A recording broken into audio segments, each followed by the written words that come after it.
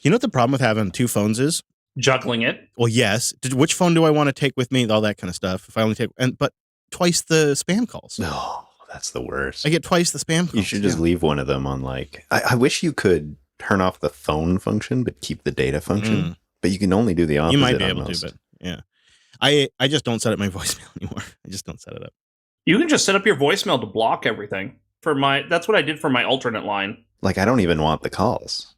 Yeah. Right. Well, if you just set it to, so if you set your phone to always do not disturb, and then you set your voicemail in your cellular provider to just always drop or block the calls, then you just never get them. What happened to the whole the assistant answers the phone and screens the call thing for me? I don't know if I'd actually use it, but is that rolled out? Is that a thing? Oh yeah, it's a thing. On my primary line where I have Google Voice associated with it, I get that. And also, I think T-Mobile offers their own screening service that's built into the cellular line. I haven't played around with the one that T-Mobile offers, but I use the one that Google Voice has, and it's really nice. If I was rich, I'd just hire Brent to answer all my calls, with that Brent charm. Yeah. You've reached Chris Fisher. Yeah.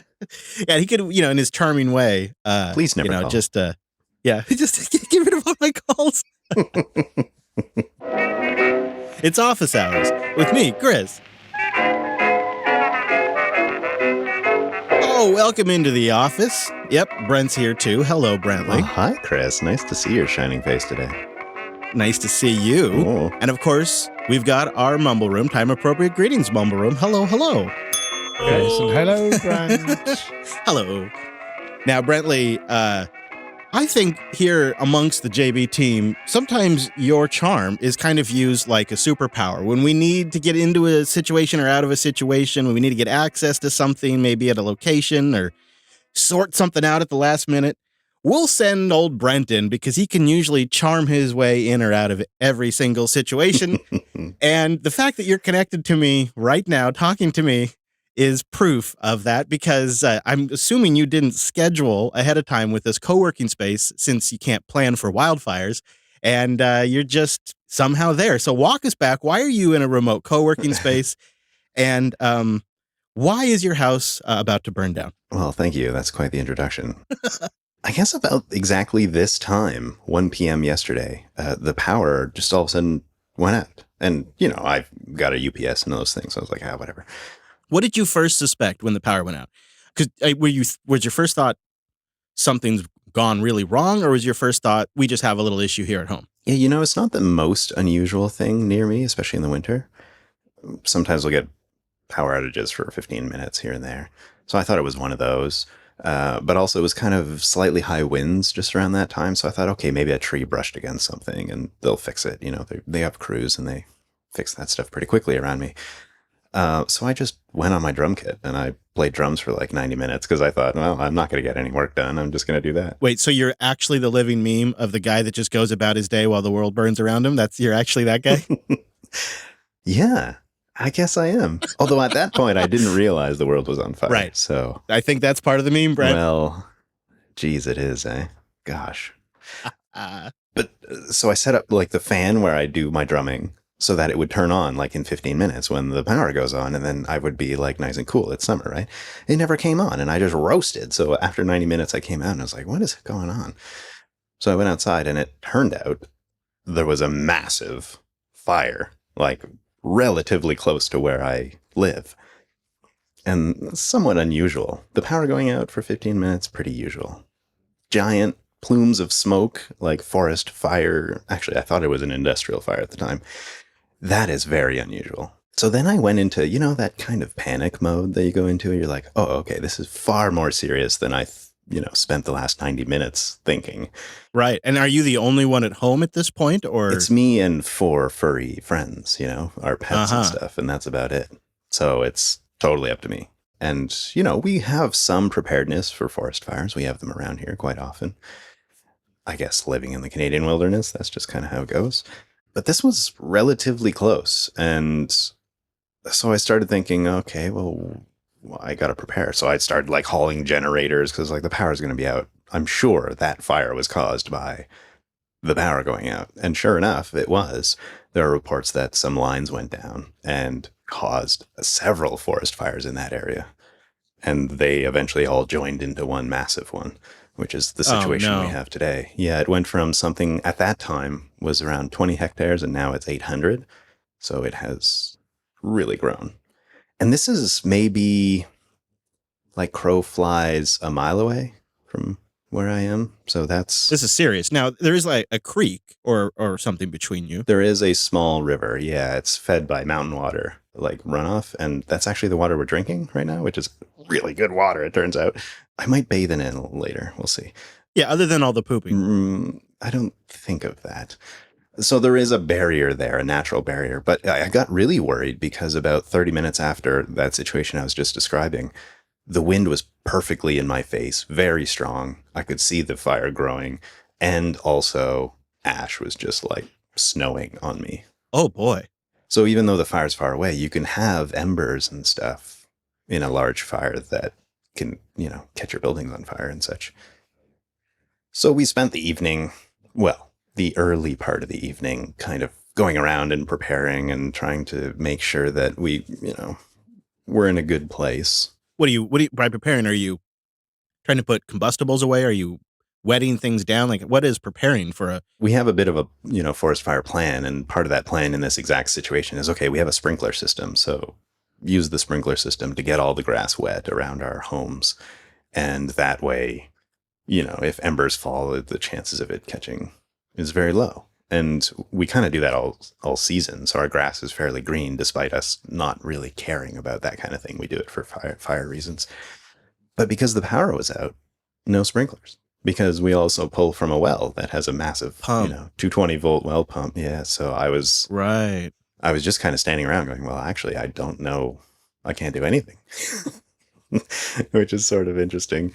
Luckily, my twin brother, who lives on the same property as me, he fought forest fires for several years when he was younger, so, like jumping out of helicopters and all this stuff. So he has an extremely good understanding of what the danger level actually is. I don't know this stuff, so I was just kind of coming to assumptions. But what's his assessment? Yeah, well, at the time he came home and he said, well, actually, we could do a few things, but they're taking care of it, and it's supposed to rain overnight, et cetera, et cetera. So God, let's hope. Yeah, my stress level went way down, which is really good. So we ended up like flying kites and taking advantage of the wind, and it was like plumes of red, fiery smoke in the sky. It was really gorgeous. So we had an amazing evening, and like grilled steaks and all these. Why the world burns around you. What else are you gonna do, right?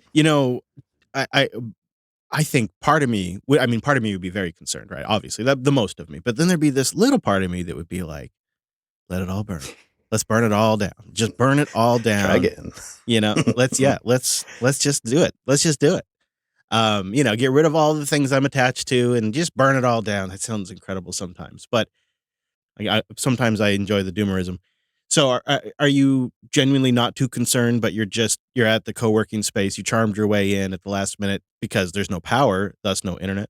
Yeah, I thought I'd give you a better internet situation. You've been asking for a couple of years now. And it's ironic because you just actually ordered Starlink. Yeah, so. It hasn't arrived yet. It's supposed to get here tomorrow. But also, if, some very keen listeners will remember that I was in this exact co-working space doing Linux Unplugged, and also the Friday show, if you remember, back in 2018. So I have been to this co-working space before, but I kind of did have to charm my way in this morning. I probably arrived here maybe 15 minutes ago. And I just walked in and said, hey, can I just use the space for nothing? I don't have a membership or anything, but I've been here before, and I live, in that cute town over there. And everybody's like, oh, yeah, it's on fire, right? And I was like, yeah, can I just record a podcast? And he's like, you can take all day. We have snacks coming out at 1:00. Oh, amazing. Yeah. So the charm strikes again. I've always wanted to do it. I've never done a podcast from a co-working space because I visited a couple sort of thinking, I go to a town in the RV and we'd be parked there for a little bit. And one of the things Hadiya and I would do, the wife and I, is we'd kind of check out co-working spaces if we ever wanted to return, because maybe it's just more feasible that I just do the shows from a co-working space. I don't know. I've never tried it. But everyone I've kind of looked at has never really been optimal for recording. Like, you could probably get by with a Zoom meeting or a phone call, a conference call perhaps, but like recording audio, they've never really They've never really lived up to like my expectations because they don't build them for that. But I don't know. I mean, you kind of slammed one together pretty quickly. Well, I, as you might imagine, have quite a bit of experience just slapping together some podcast appropriate spaces. I would call this one of my worst, actually, to be honest. I've been under mattresses, like recording stuff, and hotel rooms upside down. And in Nextcloud, you should have seen their faces when I was reorganizing all the furniture when I was there a couple of months ago. But it's interesting. I would say this co-working space has a lot of potential, but they don't. For people who don't do audio very often, they have a very different idea of what a good podcasting space is. I'm in this current tiny room, which is probably 4 feet square. That's about how big this space is. And they call it the phone booth, which is actually a terrible phone booth because it's extremely reverberant. I'm super way closer to the microphone than Drew wants me to be right now because I'm trying to kind of help that. But it's lined with like corrugated plastic that looks like metal. Actually, it might be metal. I don't know, but it's not good. Yeah, it looks like corrugated metal. But I noticed there's a room just over there that has like sofas and it looks super comfy, and it sounds way better. But I thought I was going to be pushing my luck at that point if I was reorganizing furniture already. Right. And if it's a bigger room, they could fit more people in there or whatever. That, but with sound padding on it, would actually be perfect. I agree. Smaller space with sound padding can be really great. What we were joking about before we started recording is we need like an inflatable recording booth, something that you could pack in your bag, and maybe you hook a pump up, maybe you have to blow it up or something, or it's got a foot pedal, and it just creates a little. It could be tiny, right? You're really 2x2, 4x4. You don't need a lot. God, that'd be I'd buy that product. Yeah, but I could imagine how warm it would get in there. You'd need like some ventilation or something right now. Oh my God. Can you do just like, upper chest and your head? That's really all you need to have sound isolated, right? Right. Yeah, you're right. I think we're onto something. Silent fans, perhaps. Silent fans. I want to say thank you to Linode. This is the last Linode read in office hours, and I was really grateful for them sponsoring this radical experiment of ours. So go say thanks to them and get $100 in 60-day credit when you go to linode.com/Jupiter. And of course, Linode is now part of Akamai, and that means they're bringing in a lot more resources, more data centers, but they're going to keep all the tooling, like the command line clients, their great UI, all the libraries for the API, and of course the API itself, all that sticking around, plus their great documentation, but they're just getting bigger and better. It's really exciting to see where they're going to take this because I think they've recognized that the Linode technology and the Linode team are really one and the same, and it's some secret sauce that's made Linode something special. And now Akamai, they have that global reach. They have that. It's funny. It's like, as a content creator, they're the aspirational CDN. Like when you can start publishing your content on Akamai, you've really made it, right? And now Linode's just part of Akamai. It's pretty great. So go get $100 and support the show by going to linode.com/Jupiter. And thanks to Linode, we appreciate them sponsoring the show for as long as they did. And now the show is in the hands of our community, which we'll be following up on in just a little bit. I'm very excited to give you guys a progress update on that. But I wanted to start with something that I'm noticing with independent media. And that is that there's a lot of really crappy incentives that are making independent media creators really just as awful as the mainstream media. And in some cases, it's due to like just making up crap and, not fact checking and being lazy. In some cases, it's due, and I think in a larger part, to the incentives that they must follow in order to publish on large platforms. And I wanted to point everybody's attention to an episode of What Bitcoin Did, episode 684. And, if you're not into Bitcoin, you could skip all the Bitcoin stuff because at like the 17-minute mark of the show, they get into what I think is a really philosophical discussion around platforms. And Matt Odell is a well-known Bitcoiner and a well-known advocate for freedom technology in general, things like encryption, Matrix, Nostr, Bitcoin. And he got into the issues that he sees with Twitter's current direction. And this will get us into what I think overall is a problem facing independent media creators. Under the new leadership, the plan is to move everyone into identity verification. And right now, the identity verification is a credit card payment. and a phone number verification, and he actively blocks any of those digital burner numbers. You can still go and get like a prepaid cash burner.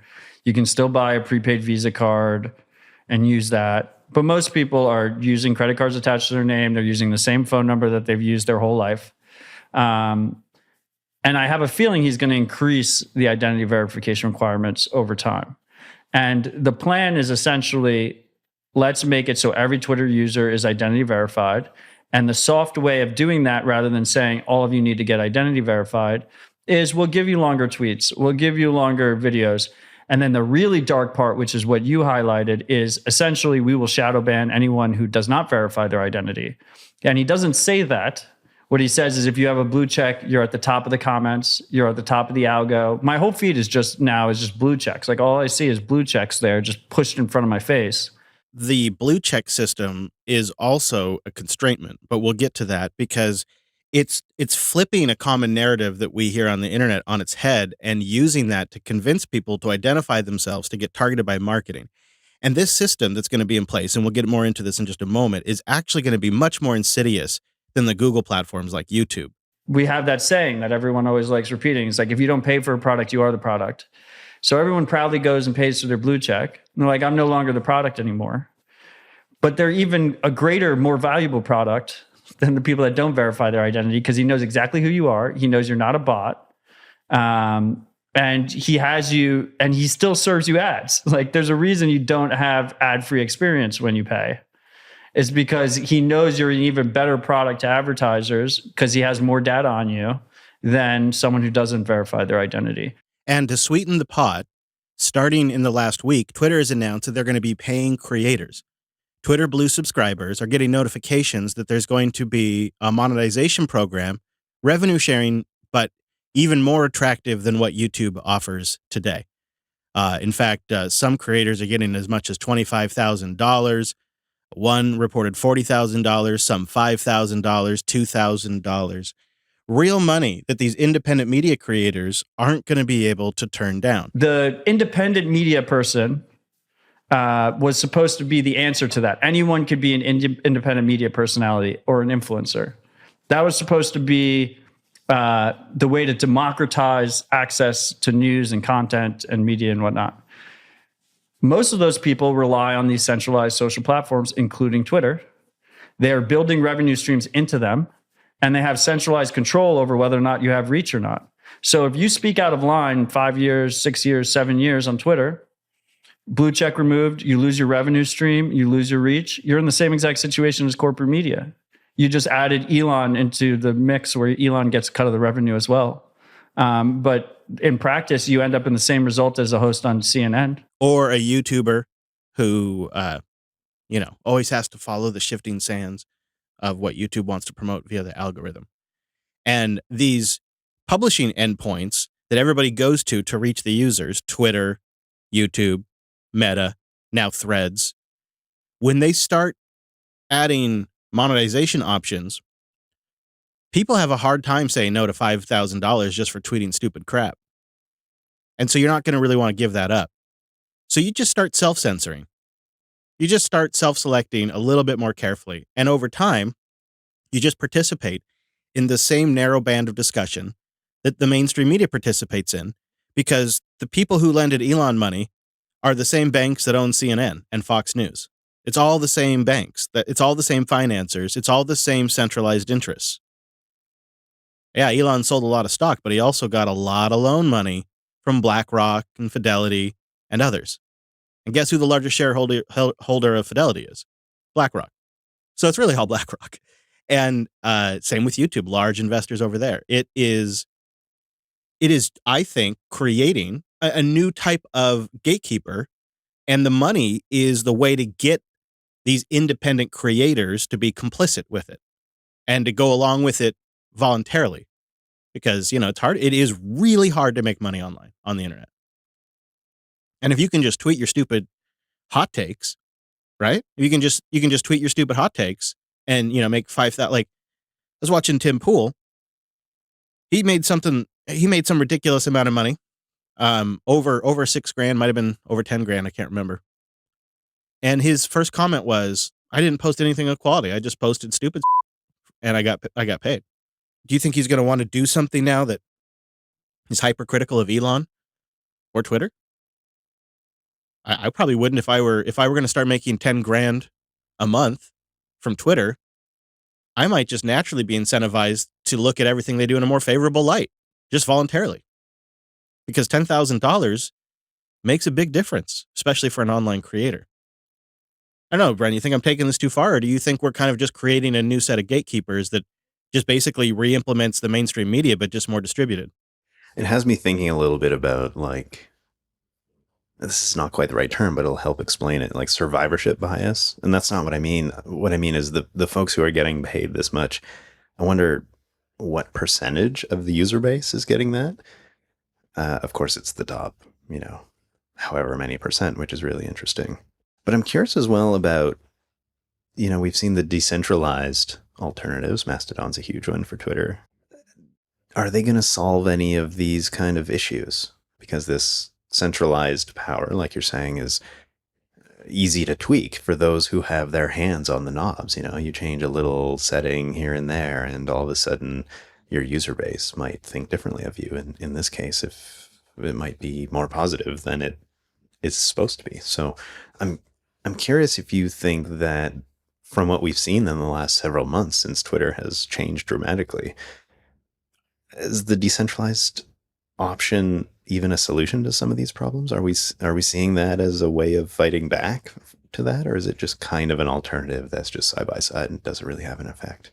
Well, that's a good question, really. I don't know if we know yet. The thing that I really observed about Mastodon is when I realized I had like a 10 plus 14-year-old account or whatever it was, Mastodon, and I've seen this over and over again with free software, was always there. It was in the background, getting developed, getting better, getting more mature, getting refined. I think it probably had more to go, but that process was going on at the rate that it often does in free software. And then Elon came along and bought Twitter, and all of a sudden Mastodon was just at the right place at the right time, and it just saw a massive boom. I think that could happen again for Nostr. See, it's difficult because Nostr is like HTTP. Right, you can run Twitter clones on Nostr, you can run Craigslist clones, you can run website. But I heard a statistic in that interview with Matt Odell that I think is probably accurate, and that is about 20% of the people that try Nostr stick with it. So it got about a 20% retention rate, so they're growing at a decent clip. That feels really high. Yeah. And the technology is very interesting, right? Because it's a relay technology, so you could use it for all kinds of stuff. And I've been using it for about 2 weeks pretty seriously. And I am tempted to just kind of make it my exclusive social media, not because I think it's going to be very big. I bet you there's probably in total 20,000 users, 15,000 users, something in that range.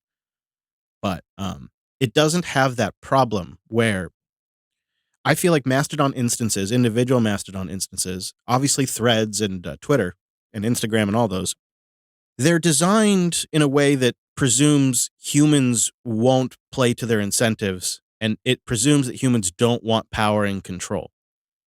They're designed in a way that presumes human behavior is going to be idealistic in all scenarios, in hard times and in good times. And I think it's maybe okay to expect that in good times, but unrealistic to expect it in bad times. And things that are more like Nostr designed or Bitcoin designed, or even, in a lot of cases, free software. I mean, Linus has said this about Linux. It's the technologies that seem to be more resilient are the ones that thrive when people play to their incentives. And when people are scratching their own itch or solving their own problems, and then there's a network effect that occurs there. And so Nostr, because it is to move to a different system, like say you're just using the mobile apps, you just take your private key, you copy it from the app you're leaving, and you paste it in the new app, you're right back. Everything's there. Your presence is the same. Your identity is the same. You're now on a new system. Screw what those other guys were doing. Doesn't affect you at all.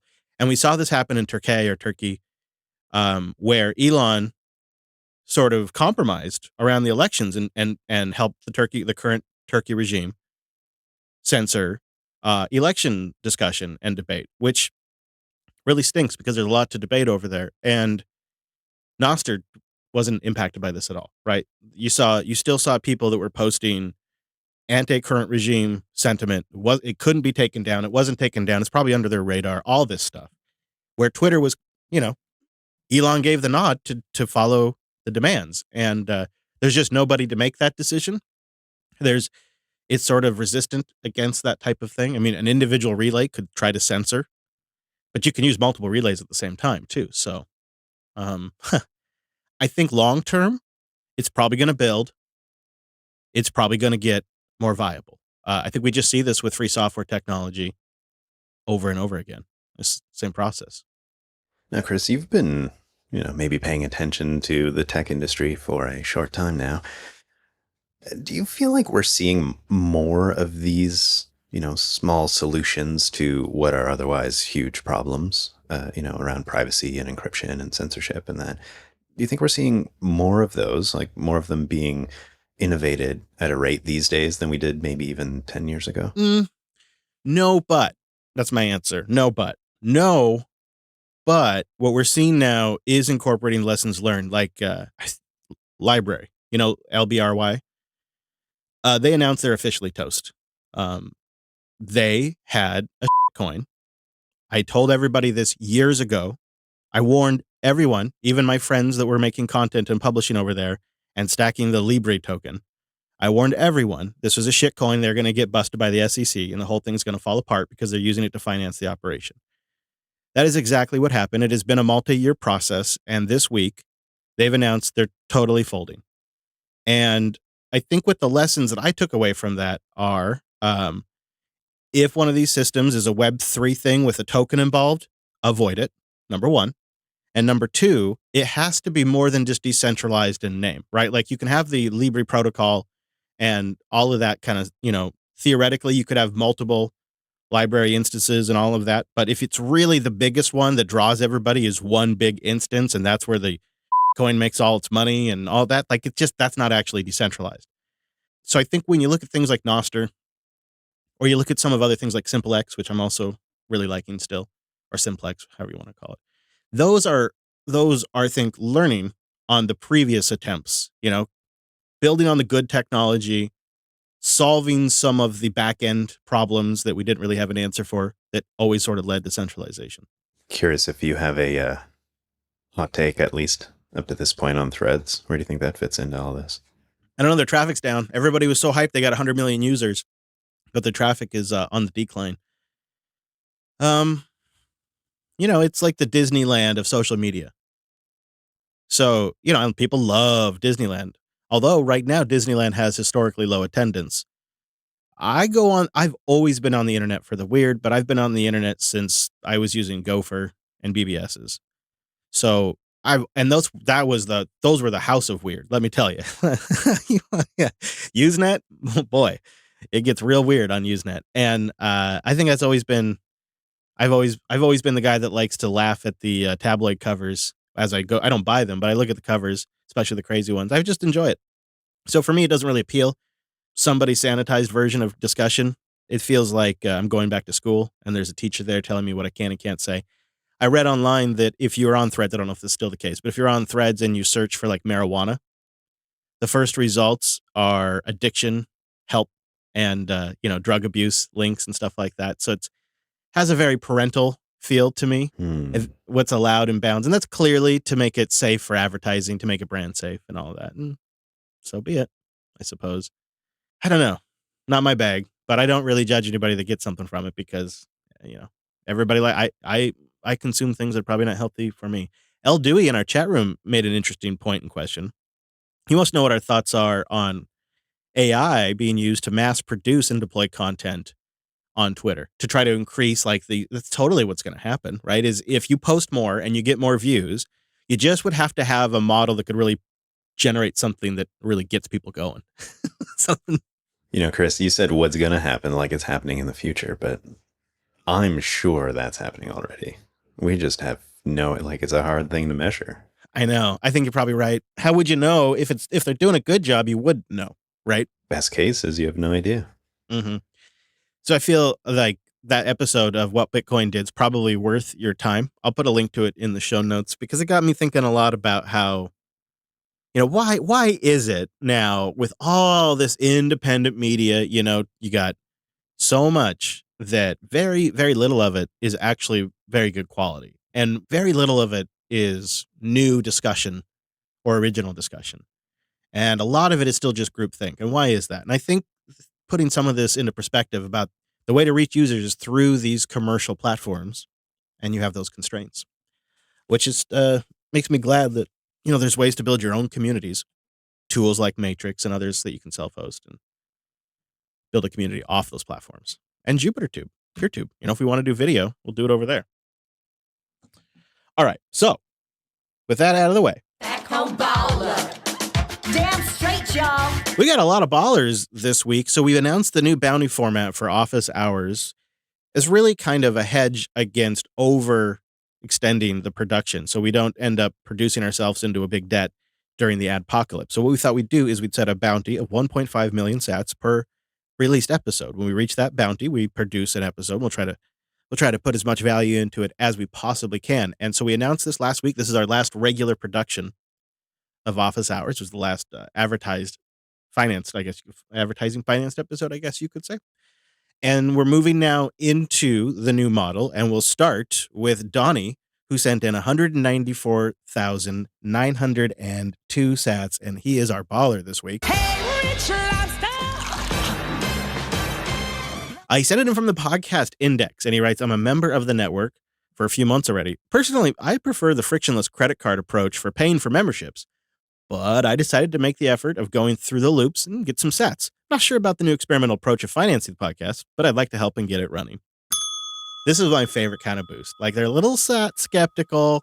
They're a little skeptical about what we're trying to do, but they're still on board to help us try to make it happen. And also being a party member, that's really, it's not always a trivial effort to get those first sats. And I want to recognize and appreciate that, especially if you're already kind of a little skeptical about the idea. We are too, although I have some good news, but we are too. I mean, we don't know, right? And I also acknowledge that office hours is important to some folks. In fact, I felt that a lot with these boosts, but it's not like, I don't know, I feel like some of our other shows, like they probably generate more value for other folks. I just wasn't sure if this is the right show, but to try to do this, right? Like if we tried to do this on Linux Unplugged, it'd probably be successful every week, but doing it here, it felt like the right move because this is the show that we create for our community. And now it's going to be made possible by our community. And it always should be that way, right? And if it doesn't need to be on a regular schedule, it doesn't have to work like that with this show. And this show has the most possibility for us to experiment with, especially now that it's just not really even, advertisers don't want a show like this anymore. So it gives us a lot of free license. And I'm going to talk more about some of the stuff I'm going to do during our downtime, some of the stuff I'm going to tinker with in a little bit. But we'll keep going for now. Coffee, Bacon, and Linux boosted in. It's great. With 117,941 sats using Podverse. I hoard that which your kind covet. So I came up with a plan to buy sats equivalent to 1 hour of my income each month. Then I use that to donate to podcasts. This is my first month of doing this, and I thought I'd send the full amount to Office Hours. I always love the insights Office Hours gives into Jupyter. Here's hoping you hit your target to get a new episode out. Wow. Well, thank you. That is such a great idea. And I can see you're blushing. I'm blushing out here, but your face just got a little red. That's such a sweet message. It is. It's really nice. It is. And I love Coffee, Bacon, and Linux. Although Coffee doesn't love me. Adversary 17, or Adversary 17, as I say, came in with 100,000 sats. How about that? All right. I hoard that which your kind covet. Using the Podverse. I'm listening to episode 32 as a weekly Security Now listener, because remember last week we talked about Twit adopting dynamic ads. I'm still sad about that. He writes, the direction Twit this week in tech is heading makes me sad. So Mr. Chris, here's to funding for the next episode of Office Hours. I really love hearing about the inner workings of JB and your insight into the industry. I've also increased my party member contribution. Wow. And Brent, congratulations on the new position at Next. Hey, thank you. This is like week 4, and I just basically told them I'm out this week. Forest fires and such. Travel. And I'm supposed to travel. Yeah, I'm supposed to travel to Berlin, like what?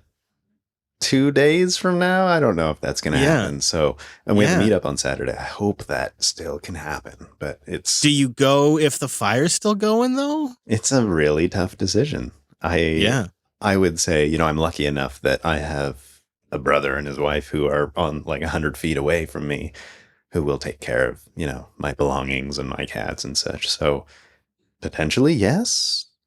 Is that the right thing to do? Like maybe I should stay and support them and make sure things aren't on fire? I'm not sure. Please let me know what I should do. I don't know. Yeah. Boosting with advice. Eric came in with 50,000 sats. Hey, I've been a party member for a while now, but I bought some Satoshis a little bit ago and I wanted to learn more about Lightning. I ended up not doing very much with them. They're just kind of accumulating, I guess, dust. I really like the idea of the boost and the value for value format, and I'd like to hear an update in the future on how Satoshis plus Zeus in the Cash App works for you. Keep up the great work with JB. Looking forward to seeing you at Linux Fest Northwest, listening from Vancouver, British Columbia. Hey, fellow Canadian. Thank you, Eric, for the 50,000 sats. Appreciate that. And that setup right there is killer right now. So if you get some sats into Albi and you don't want to boost all of them in, you want to spend some of them or something like that, you can use the Zeus app to connect to your Albi balance. And they have some instructions in the settings. It is a little buried, but you can find it. And the Zeus app is such a sweet little Lightning app. Minimum viable open source app that also can run its own Lightning node now. Really slick. And using that, you can just manage the sats any way you want. I mean, you can send them anywhere. You could send them to the Cash App. That has been working really well for me. You can also go directly from Albi to the Cash App. And then with the Cash App, what is fantastic about it is you get a debit card if you want. It's free. Or you can pay a little bit more and get a fancy one or something like that. And then whenever you cash out the sats, whatever the balance is in the Cash App, you can either transfer that to your bank account or you can spend it with the debit card.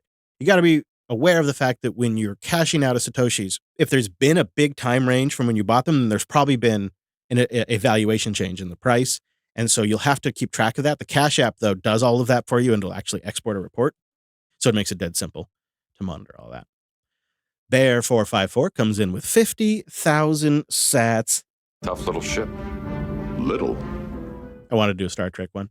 And he writes, Linux Action News is my favorite show and the number one reason I subscribe to Jupiter Party. Office Hours, though, is number two. A distant number two, though, because of the length.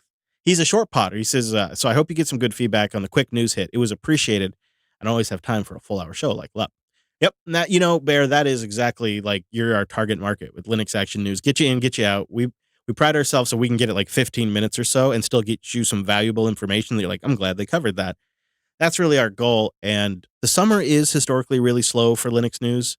And with the ad market being slow, it just seemed like that's the place to go.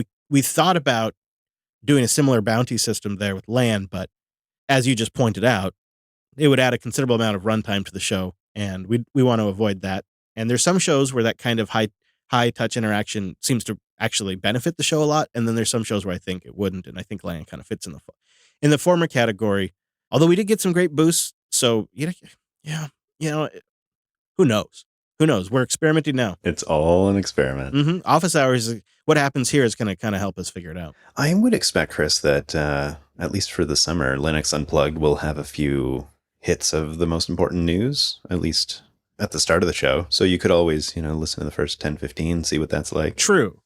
Yeah, I think on average, we're going to probably try to put the news stuff towards the top. And of course, Drew always does great chapters in Linux Unplugged. So you could always download Linux Unplugged and just go to the news chapter because he really does a great job of making that clear. Withers writes in with 25,000 sats. I always have streaming sats on, but it's not going to work or be enough for the new Office Hours model. So here's a little bit extra contribution to the piggy bank because, well, Linux Unplugged is just not enough, Brent. Oh, geez. So true. Thank So you. true. That's very kind. Oh, look at this. It's nice to see. Listener Jeff comes in with a row of McDucks. Things are looking up for old McDuck. 22,222 sats. I'm glad you guys are trying this pay per episode thing. I love this inside baseball and general podcasting talk and a short pod snip or a pea pod. Oh, gosh. I kind of like pod snip. Or I still like pocket pod too. Or a pea pod, he says. Jeff, no, not pea pod. PEA, I will point out. It'd be great from time to time, just as the boost bucket's getting filled, but don't stress on quality of those. Maybe doing less episodes can help raise the value of the show. People will miss it, but when an episode does drop, it'll be glorious. I also think it'll be an interesting way to help understand how you perceive the value of an episode. I know how hard it is to quote a job, but my customers don't, and I sometimes wish they did. Either way, I'm all for it. Maybe we, the listeners, can work together to reach that 1.5 mil goal on a bi-weekly basis so nothing changes. If you will have to then you'll have to raise it to get more time for that farm. That probably is one of the first things I think I'll do is probably a farm day when we have a Tuesday where we're not recording. You know, Chris, the fascinating thing here that stands out to me is we'll read the total from all of these wonderful boosts here at the end, but it's surprisingly close, and we might just be on our regular 2-week schedule if this keeps up. We're getting there. The Muso comes in with 20,000 sats using Podverse. I used to listen to a podcast that had dynamic ad insertions. I enjoyed the podcast well enough, but the dynamic ads drove me away, despite the content being very interesting to me. I'll never support a podcast with dynamic ads again. I cannot stand it. Thank you for sticking to your guns. Brent, I shared a story with you and Wes. This previous week, I was listening to a podcast that is about the podcast industry. And they're, generally commentators on podcasting, podcast formats, sometimes specific shows and hosts, but not very often. And they've been around forever. And I decided this is like the third or fourth time I've listened to the podcast. And I hit play on this last episode. And they kind of do like a little bit different intro every time. So when I hit play, it was something really goofy and wacky, like a Billy Mays style thing. And I thought, oh, they're doing a parody of like a really bad ad. That's funny. And then it kept going.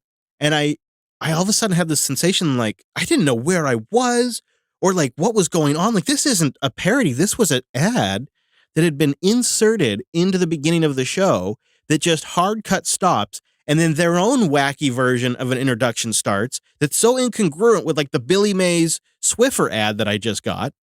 And then the show starts and I couldn't believe it. So I thought, I got to tell Brent and Wes about this. This was the most, it felt unsettling.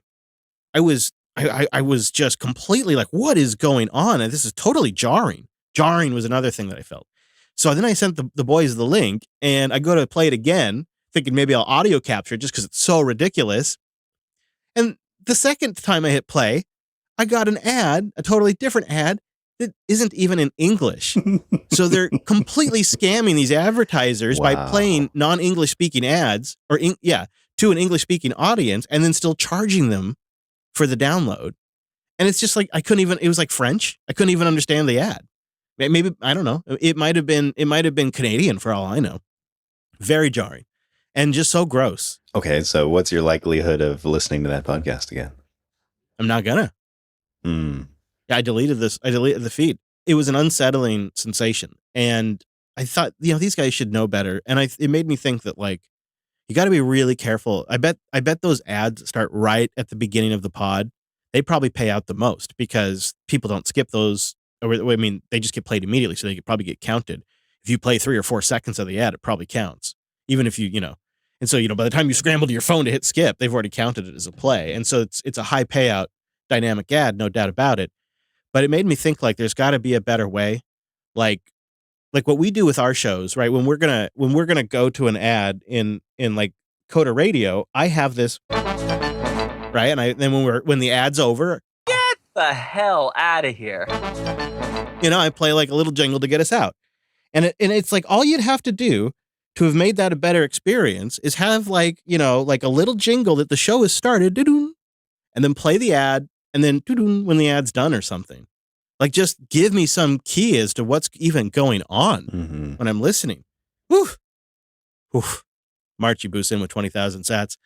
Funds for the bounty. You have to try Cast-O-Matic. It's so slick on iOS. All client-side, so no dependency on any servers. It's even found office hours easily on the index. It integrates with Alby. It's now my preferred client over Fountain. It even shows how many sats each party in the split receives from your boost. Magic.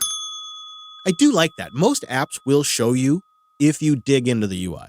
They just sometimes just show you the total, but if you dig around in the UI, they'll show you the splits, which I think is yes to transparency. Gene Bean, always a great booster, came in with a total of 8,540 sats. This is regarding AI-generated chapters and transcripts. We talked about this. I enabled co-host AI from Buzzsprout from my latest episode of Volunteer Technologist, and it got me 80 to 90% of the way there on both, plus created a new set of show notes way better than what I originally wrote. I only had to make minor edits to the notes. They were 99% good. It also gave title suggestions that I was impressed with and better than what I came up with. That's unsettling. Yeah, but it's also living up to the name. Like, that's a great co-host. If he's coming up with titles and writing the description. I'm just saying. True. Come on, we got to get this going. Making me like feel even if we inadequate, actually.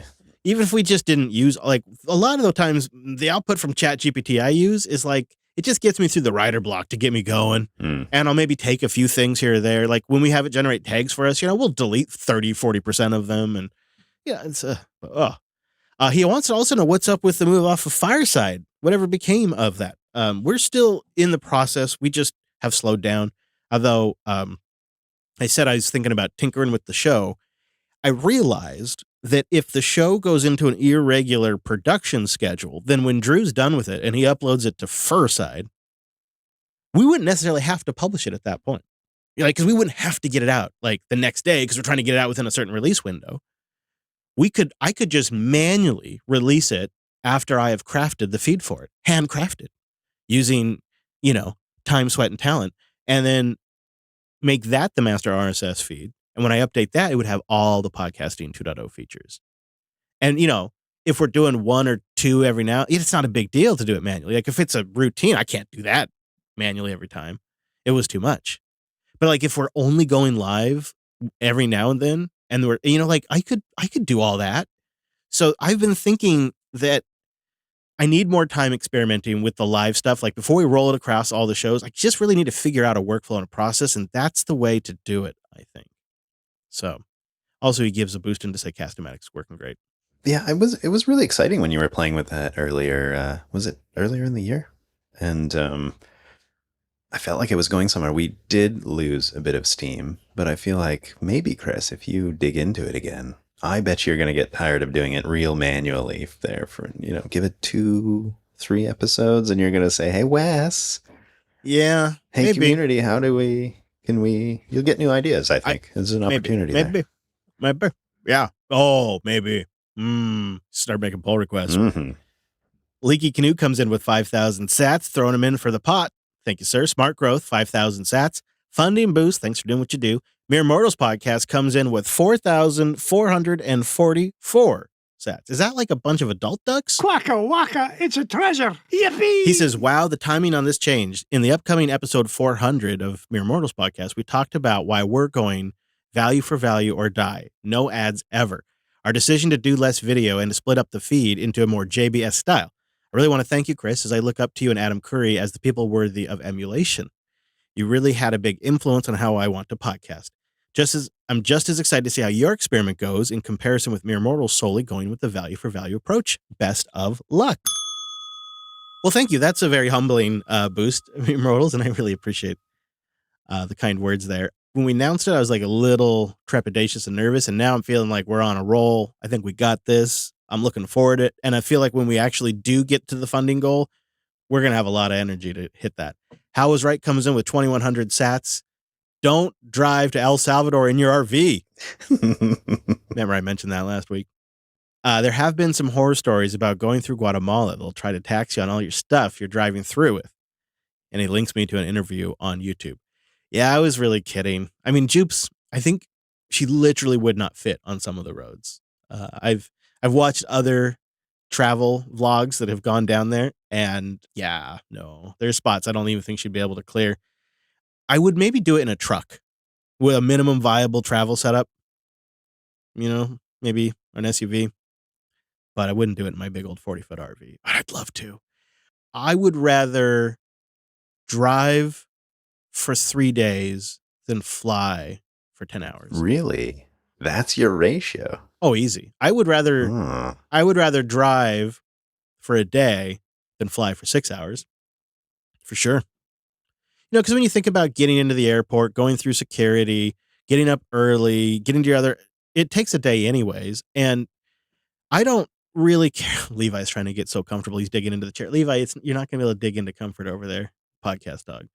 I don't really worry about, I can't really figure out what it is about travel that I hate so much about flying, because I love driving. I love going places. I hate flying. I hate it so much. And I don't fear the death aspect of it, because I think dying in an airplane crash would be one of the top 5 ways to go out. I mean, You're famous. how many after people do you know? that. Yeah, how many people do you know that died in an airplane crash, right? Like, whatever happened to that guy? He had like a podcast network. Yeah, he died in an airplane crash on his way to El Salvador. No, yeah, epic, right? Like, that's amazing. So, like, I'm all for dying in an airplane crash. I bring it on. But I still hate it. Once we're in the air, I'm good. But I hate airports. I hate the I hate the security. So maybe it's the loss of governance. Yeah. I hate security theater. I hate what that represents. All of it. I hate the boarding process, the off-boarding process. Do you kind of feel like cattle when you're, going through security and all the lineups and everything? And Definitely, yeah. don't stray too far from what everyone else is doing. And all I can see is like, well, that could be optimized. That could be optimized. We don't need to be doing that. That's absolutely crap. Is this thing going to give me cancer? Look at those people. They don't know what to do. It's just, the whole thing is horrible. That's far too logical, Chris. Come on. It's just awful. So I would way rather drive if I could to El Salvador. But I was thinking about this on the drive down to the studio today. It's like, I'm going to do it. I'm going to travel, and I'm probably not going to be great that day. I'm probably going to be a little stressed out, anxious. Can you take a boat? That'd be awesome. Yeah, wouldn't it? That'd be so awesome. Yeah. I've been able to master travel. When I frequently fly down to Linux Academy, I knew exactly what gate I was going to be at. I'd always take the same airline. I loved Alaska Airline. I became a member of their little, lounge thing, so I could go get breakfast, have myself some time to sit and download videos on their fast Wi-Fi, and then, just walk out right over to the gate, board, and then I knew right which gate to go to in DFW, and it was so smooth. I actually enjoyed that process, and I left a go bag at Linux Academy, so I didn't have to have like a bunch of luggage, because I hate that too. I just had my backpack with my laptop and my tablet and everything I needed. All my toiletries and my clothes were already at Linux Academy. And that really was like a refined travel for me. But outside of that, I just absolutely hate it. So we'll see. I'm not going to drive my RV. You're right, Hal, as always. But I am going to fly, and it's going to be awful. Dark Matter PHP Dev comes in with 4,000 sats using Fountain. Well, I've listened to Chris bang on about the coming changes to podcast advertising for the last year and wondered if the somewhat dire predictions were going to be accurate. Now, I see it arriving in spades. I listened to a non-tech podcast move to dynamically inserted ads with growing realization. Not to diss Joe and the Late Night Linux crew, but their move to non-tech related ads and dynamic insertion is proof of what you've been warning has arrived. It's sad times for podcasting, but I'll still be listening. Yeah, I agree. I think transitions can be tough, and I think we're in a transitionary time. You hear Mere Mortals is going all in on value for value. We're experimenting with it here. I think my goal is to try to get towards the end of the year to have it be one of the predominant sources of income, so that way the listener is the largest customer, and through the memberships, I want to underscore that, and the boosts, I think we're getting there. It's a risky strategy though, and it means living really lean while you build it. And that's sort of why I'm frustrated a little bit, is because some of my other friends would have figured it out too. We could have all done the rising tide together boats thing and be a little bit further along than we are now, but we're getting there. Thanks to you, great folks out there who are supporting. Grounded Grid comes in with 5,000 sats. Okay, so it's pronounced Kankakee. We were really trying to struggle with this, and I probably still got it wrong, but he says there used to be a pair of lovely gazebos there. You can Google it up. It sounds like it's time for the community to step up and support. I know myself, I've been slacking a bit. What is JB's preferred way to take the contributions? Is it the comfort and reliability monthly amounts, or is it the pioneering decentralized system for the future? I fear they are not totally compatible. Grounded, I'll tell you how I think about it, and I'd love to know if this makes sense to you, because I think that's a great question. I look at the monthly contributions as it's great for the business because we know what that run is, and so we know, like, okay, we can afford to produce these shows even if the advertisers drop out. Doesn't mean we necessarily are able to do much more than that or like pay me, but we know we can produce these shows. And the memberships are great for that, because the more that grows our ability to just have a base run of shows.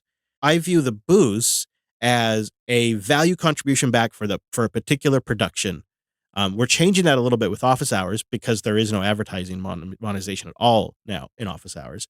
But I feel like in the case of like Linux Unplugged and self-hosted and Coda Radio, and when we bring LAN back, like that mix there to me is like sort of perfect because it's like we know we can produce these shows. Like we knew we had to cut back on LAN for a bit.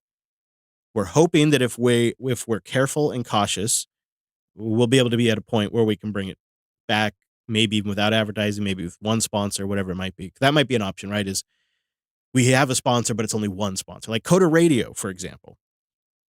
Coda Radio, during the boom times, I was beating off advertisers with a stick. I am not exaggerating. I'm telling you, daily pitches, sometimes multiple pitches a day to advertise on Coda Radio. I could always sell ads on Coda Radio. It's been around forever. It gets great downloads. Developers are an in-demand demographic by certain types of advertisers. Your JetBrains out there, your Datadogs out there, of course, your Linodes and stuff like that. Never had a problem selling ads. Coda Radio currently has one ad. If we didn't have a membership program, Coda Radio would be on hiatus right now. But between the membership program and the boosts, we're making like 70-ish percent, 75-ish percent of what we would have made, maybe 60%. It's slowly growing, so I don't have specifics, but it is each week it's getting a little bit bigger, and I'm being more and more transparent about that in the particular show. And so we're keeping it going because we've got that member base. Then we get those production boosts, and when you add the two up, we can keep Coda Radio going. It's at a bit of a loss, but we know we can make it sustainable, and so we're going to keep it. And that we made the call to keep Coda Radio, hiatusing LAN, and if it wasn't for the combination of thank you for that individual episode, I got value from that production, or this is just the way I prefer to contribute. That's what some of the boosts are, is they just prefer to contribute that way. Plus that foundational base of the memberships, I wouldn't have been able to make that tactical call to keep Coder and pause LAN. So that's how I see them kind of working together, kind of in unison. But I wonder if that makes sense to you, Grounded, because I'd love to kind of tighten it up and make that explanation make sense to everybody. Budget-Eyed Stormtrooper comes in. Bug-Eyed Stormtrooper comes in. I like Budget-Eyed too, but Bug-Eyed Stormtrooper comes in with 2,500 sats from Fountain. I'm going to miss Linux Action News, but I thought the episodes that call for more sats could be the Office Inbox episode or some variation of that. And to encourage more boost to Office Minutes, short episodes could include a question that listeners could boost answers to. All right, Brent, when you think of a question from the audience, you got to write it down now so we start having material. All right, keep a list. Yeah, we get a surprising number of questions, so I think they're on to something here, Bug-Eyed. We got a no-name 9,000 sat boost from Podverse, so if you're out there, you got to go set your name, but I wanted to thank you. They write, I like the idea of unifying community goals such as boost bounties. I think this will additionally help drive more engagement, such as myself as a first-time booster. Thanks for all you do. Well, thank you for being a first-time booster. And Knit6 comes in for +1 to potentially Office shorts and irregular episodes. JJ Jammer J's back with 5,000 sats to say thanks. And we got a bunch of other smaller amounts. We got some stream sats. Sir Alex Gate wanted to correct us. The Podcasting 2.0 consultant. Get your flame retardant pants on, Brent. Uh-oh. Did we say a thing? Noster, and other open relay systems for that matter, are not reliable enough for PodPing without centralization. We're thinking about alternatives to Hive under the PodPing umbrella. None of them include Noster. Maybe try working with us instead of assuming we only want to use Hive. I don't choose technology out of religious zealotry. The guy who made PodPing work. Yeah, I don't really have much of an opinion on the technology behind PodPing. Mostly I just want it to work. I think the number one criticisms I see like on Hacker News and those types of places is Hive. I don't really know much about Hive. I know it has like super short block times and stuff like that that make passaging a JSON block around or something like that pretty reasonably fast. That seems useful to me, but I'd always be interested to know what else is out there to make it work. So if you guys have other ideas, Alex, I'd like to know what are the viable solutions. Is it XMPP? It's XMPP, isn't it, Alex? I kid. Cable Spaghetti came in with 1,650 sats. Just boosting into the office hours episode pot, moving from Fountain to Cast-O-Matic. It's got a great native iOS app. Man, listen to this. This is like the 4th Cast-O-Matic boost. I'm too lazy to figure out how to move my earned sats. Keep on doing what you're doing. So he sent them to us. Cable Spaghetti, thank you. Too lazy. It's so funny. It's all on the Lightning Network, bro. But you know what? I appreciate you thinking about us. And then my favorite boost from Scott, 1,000 sats. using Podverse. I can't think of a message, so hi. Nice and simple. I mean, quick read. All right, so let's get to our total because we're going to take all the sats earned for this episode and put them towards the production bounty for episode 34. So this plus whatever you boost into this episode goes towards the production bounty. And this week we had 25 boosters, which is fantastic because I think like 2 weeks ago we had like 5 boosters, 28 total boosts because some people always like to boost in a couple extra times, for a total grand sats of 660,799 sats. Hey, rich lobster! So we are essentially half the way there. Now that's a big milestone to get all the way to 1.5 million sats, but we are within actual striking distance, which really validates this concept. And if we get another round of support like we got for this episode, we could really be back here in just a couple of weeks. If we miss that and we don't quite get there, I'm going to try to do some short updates anyways. I'm going to be out in the woods and we'll try to do some shorties. And perhaps at that, I could do like a little update on the totals and whatnot too. So very excited about the experiment so far. Thank you everybody who helped support the show, either through upping your membership or by boosting in. And we're putting all that towards episode 34. Really, really appreciate all the support. What do you think, Brent? Better than you expected? You know, last episode, I was nervous. And now I'm just like excited. I think we're going to get there. And I'm looking forward to what we're going to create in the process. Imagine like it's really sinking in that it may be within our grasp to fully produce an episode with no sponsor income required. That would be such a milestone. I can't even because before what we've always done, if the show doesn't have sponsorship, JB just eats it. We just eat the production cost. And then I am always like arguing with the accountant about like why we're not making enough money. Because we pay people and we just eat it. And this could be a shift at the most important critical time in podcasting while we've been in production for 18 years. And it's amazing that we got this close. And it's really validating for the show itself too, because, we weren't even sure if people would be interested, and that's been answered. So thrilled that we may be within a stone's throw to fully producing a show, being able to pay Drew. We are in the splits as well. But that's one of the things we did is we upped the splits. So that's how everybody's getting paid via the splits, and it's all transparent to you and the audience. You see how much everybody's going to make, and you see there's not a ton of money involved when you split it up, because we're also sending some to the network, and we're sending some to some podcast app developers and some to the index. But happy to do it. More than happy to do it, because they're all part of what makes it work. So thank you, everybody. That was really fantastic, and worth Brent running down to the co-op space at 80 miles per hour or whatever the Canadian equivalent is. Well, I knew I couldn't miss this episode. That just wasn't even an option for me. So yeah, there were some hoops that were jumped through. Let's just say that. Wildfire be damned, right? I felt like one of those, is it dolphins or dogs that jump through hoops on fire? I forget who does that.